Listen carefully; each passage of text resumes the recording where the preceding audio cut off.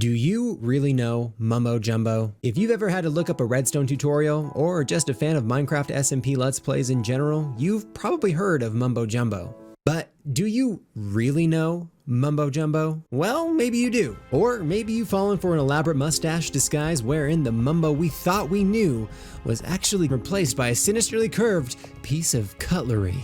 Identity theft is not a joke, Jim. Or maybe he's just an average guy with a world-class knowledge of Redstone who's built a YouTube channel to over 6 million subscribers by making some of the funnest and most intriguing Minecraft content on the platform. Either way, today I wanted to invite you to join me as we complete the Architects trilogy of the Spotlight series. Mumbo, aka Bumbo, started his channel way back in March of 2012, but at this time you might have known him by a different name. What's up guys, this is Beaver here. You see, his channel actually started out as a collaboration channel co-hosted by his friend Tom, aka DaCube, with the two-part name Mumbo and Jumbo being a reference to the two of them. The first public upload that they posted is called SERVERCRAFT Survival Episode 5 to the Nether. However, those of you observant Mega Mumbo fans can actually find links to the first 3 episodes of the series as well in that video's description. This was a short-lived series of only a few public episodes, but would be the first of many types of content Mumbo would try very early on in his channel history. However, it wouldn't be long until we would see Mumbo really find his stride in creating Redstone tutorials. These tutorials would not only bring a large early audience to his channel, but would progressively solidify him as the go-to source for Redstone contraptions and circuits. Until on August 10th, 2012, he would hit his first 1,000 subscribers. His quick early growth and undeniable potential brought interest to not only his early viewers, but other content creators as well. And in September of that year, he would join the SMP we all know and love, Geomine. Okay, maybe not everyone has heard of this series, but it did feature some familiar faces such as Fall Symmetry and Suzuma Void. But this was another short-lived stint in Mumbo's SMP career of only 5 episodes, as the server host would fall prey to hacking. This would not, however, deter Mumbo from his survival Minecraft ambitions, as in addition to his ongoing Redstone tutorials, he would soon incorporate his own single-player Let's Play, Mumbo's World. This series would go on for about 6 months and span across 15 episodes before its finale in June of 2013, when he would join a small-ish SMP, HermitCraft. Now, Mumbo has been a member of the server since that time and has done a lot, and I mean a lot, of cool, funny, and memorable things, and for the sake of time, I can't actually cover everything, so bear with me on this very condensed journey through his Hermit career. Mumbo joined HermitCraft at the beginning of Season 2. During this season, he would make over 100 episodes over the course of the next 15 months. His base was at the edge of a jungle and would span across multiple small village structures. It was in this season that Mumbo really started to develop his role on the server as a Redstone aficionado, building item sorters, auto mining quarries, and even a Redstone museum. This season would also continue to rapidize the growth of his channel, as well as his friendships he would form and carry into Season 3 as well.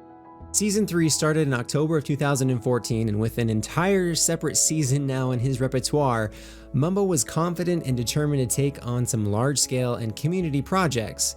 His base was centered in a cleared-out swamp in which he built a large artificial ice spikes biome with various farms and Mumbo touches. But what swamp would be complete without a huge Shrek monument? What are you doing in my swamp? Just leaving.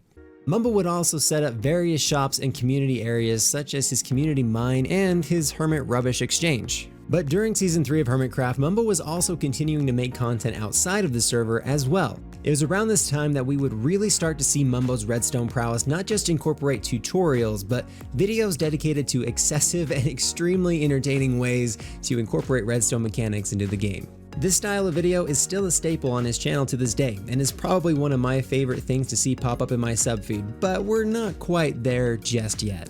Season 4 for Mumbo was, as he put it at the time, the season for him. Meaning that this season he really dedicated himself to the server and creating fun content, which, although he continued his trend of incredible redstone, awesome industrial areas, and inspirational ideas, I think his ability to take simple concepts and turn them into meaningful moments for himself and his community began to really take shape this season. Like, say, the spoon counter. This season was formative not only for Mumbo, but for all the hermits, as we would soon see a continued growth of not just the size of their builds and projects, but as the community as well. And this unified growth and development would be crucial for next season. Season 5 of HermitCraft started on April 13th, 2017. Over the course of this season, Mumbo would develop an expansive base centered around an ocean monument with large farming areas on all sides. But he would also take on several fun minigame style projects this season as well, including his Elytra course and even a mini theme park. But my personal favorite aspect of the season was actually watching him continue to develop his relationship with Iskall and produce some of the funnest collaborations in Hermit history. And this friendship, along with many others, would pick up in Season 6 right where the Hermits left off in Season 5, building grand bases and farms that would impress even the most dedicated of survival players. But something was coming to the new season that would alter not just the HermitCraft server, but the very fiber and patience of Mumbo himself. Hello! You guessed it, Grian. And this would be just the start of yet another always entertaining series of collaborations from Mumbo. The two of them would form an alliance called the Architects, which they would also invite the legendary Iskall to join as well. And the hilarity that would ensue between any combination of Iskall, Grian, and Mumbo could take up hours of video, but there's one that always stands out to me from Season 6. Mumbo Jumbo, you are AFK. But in all seriousness, I think you know what I'm gonna say. Sahara. This mega shop that, between Mumbo and Iskall's redstone prowess and Grian's building ability, would turn out to be the absolute epitome of shops in Hermit history. But it wasn't the only memorable monetary endeavor that Mumbo would be a part of this season. He and Grian would also create the STASHINATOR, which for only 3 stacks of diamonds, Hermits could remove Mumbo's mustache. I know what you're thinking, why would Mumbo need all this money? What project could he possibly be funding? Enter MUMBALL. This is the mega base that Mumbo dedicated his time to this season and is probably one of the most iconic builds in HermitCraft. Which is not bad for a guy who says he's not a builder, eh? This season was by far the biggest so far for Mumbo in almost every metric, including this video, and included some of the most memorable builds, projects, and industrial areas in his channel history, as well as some of the most iconic moments and collaborations that have meant so much to all of us as fans over the years. But after almost 2 years and the longest HermitCraft season to date, the Hermits were ready to take on new horizons and worlds. So on February 28th, 2020, Season 7 would begin.